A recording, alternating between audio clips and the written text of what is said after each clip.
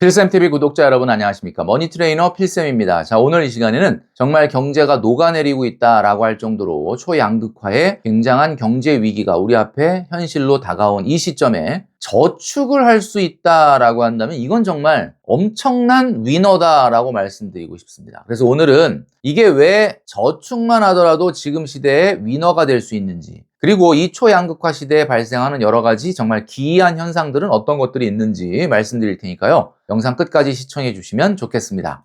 자, 최근에 나온 보도들의 내용을 보면요. 빚으로 버티는 자영업자들 소득 대비 부채 비율이 344.5%다. 1년 만에 신용불량자가 29% 늘었다. 빚 폭탄으로 내몰리는 자영업자. 그리고 이제 자영업자들이 쉬지를 못한다라고 하고요. 대출 연체율이 6년 3개월 만에 최고치를 경신했다라는 보도 내용들이 있었습니다. 지난 영상에서 말씀드렸던 것처럼 이런 현상들은 취업시장에 불어닥쳐서 채용문이 닫히고 경력직만 뽑는 기이한 현상들. 20대들은 정말 괴롭다. 대한민국의 미래인 20대들이 이렇게 어려움을 겪는다는 것은 대한민국의 엔진이 멈추고 있다라고 말씀드렸습니다. 그리고 자영업자들이 신규 개업을 하는데 가장 많이 도전하고 있는 것 중에 하나가 바로 공인중개사인데, 공인중개사의 개업도 25년 만에 최저다. 이례적인 불황이다 라고 말씀드렸습니다.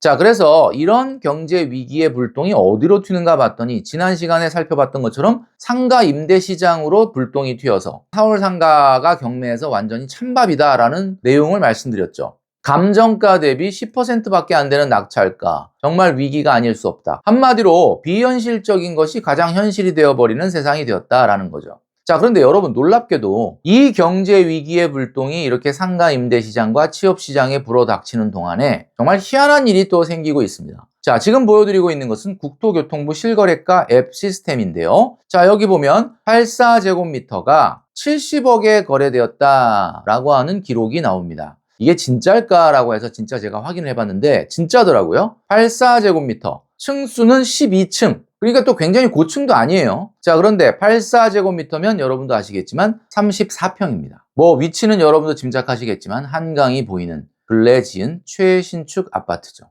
아무리 그렇다고 하더라도 34평이면 방 3개, 화장실 2개, 평범한 국민평형인데 이런 국민평형이 신축이라는 이유로, 한강이 보인다는 이유로, 강남이라는 이유로 70억? 정말 도저히 이해가 안 가는 거죠. 그래서 저는 이런 생각을 했습니다. 이 사람은 왜 이것을 70억에 샀을까? 70억에 사는 사람은 이걸 자산이라고 생각하고 샀을까? 이것을 자산이라고 생각하고 산 게 아닙니다. 여러분, 빈센트 반 고흐의 그림은 사실 지금 가격을 매길 수가 없습니다. 왜냐하면 고흐가 죽었기 때문이죠. 한마디로 말해서 이 84제곱미터를 70억에 산 이 사람은 말이죠. 지금 집을 산 게 아니라 미술품을 산 겁니다. 강남의 신축에, 그리고 한강이 보인다라고 하는 것은 정말로 이제 공급이라는 것 자체가 원활할 수가 없죠. 그러니까 한마디로 빈센트 반 고흐의 그림을 사듯이 미술품을 산 것이 아닌가. 자, 건물 하나가 낙찰가가 감정가의 10% 되는 쪽도 있고, 한쪽에서는 집이 거의 미술품처럼 팔리고 있는 상황이 동시에 벌어지고 있다. 이게 제가 늘 말씀드리는 지금 초양극화 시대다.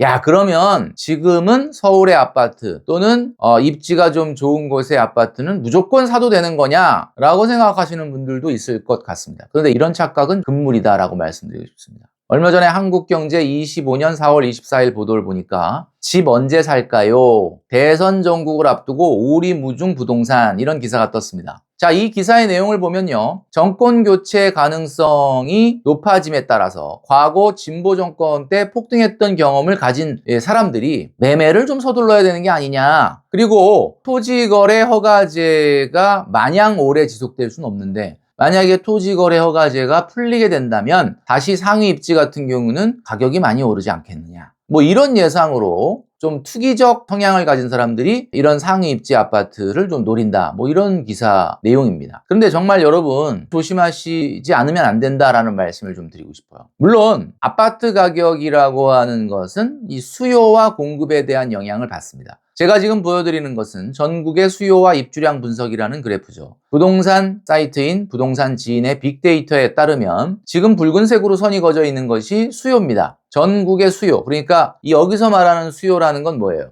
결혼을 하는 사람, 이혼을 하는 사람, 독립을 하는 사람, 뭐 이런 사람들이 주택 수요를 만들어내게 될 텐데 이런 사람들이 갖고 있는 수요에 비해서 전국의 부동산 공급, 입주량이 엄청나게 떨어진다. 뭐 이런 이야기 뉴스를 통해서 많이 들어보셨을 겁니다. 자, 그리고 서울 같은 경우는 더더욱 입주량이 적습니다. 자, 지금 보여드리면 그러니까 무조건 아파트를 사야 된다라고 생각하시면 절대 착각이다라는 거죠. 지난 영상을 통해서 말씀드렸던 것처럼 이제 아파트라고 하는 안전자산도 절대로 10년물 국채금리 이상으로 오르긴 어렵다. 지금 10년물 국채금리의 수준은 2.56% 정도, 2.5에서 2.6 사이 왔다 갔다 하는 수준입니다. 자, 그렇다면 이제는 많이 잡아야 3% 이상 올라가지 않습니다. 3% 이상 올라가는 서울의 아파트를 샀을 때 그래도 실효적인 이익이 있는 사람이라면 최소한 대출을 30% 이내로 살 수 있는 자본력이 있는 사람이어야 된다라고 말씀을 드렸죠. 반면에 서울 아파트라고 하더라도 지금 제가 보여드리는 아파트는 34평 중에 서울에서 가장 싼 아파트입니다. 정확하게 얘기하면 34평은 아니고요. 30평형이긴 한데 이 아파트는 현재 4억 9천이고요. 최근 10% 정도가 급락한 것을 우리가 확인할 수가 있습니다. 자, 무슨 얘기냐? 초양극화 시대에는 어떤 일이 일어날지 모릅니다.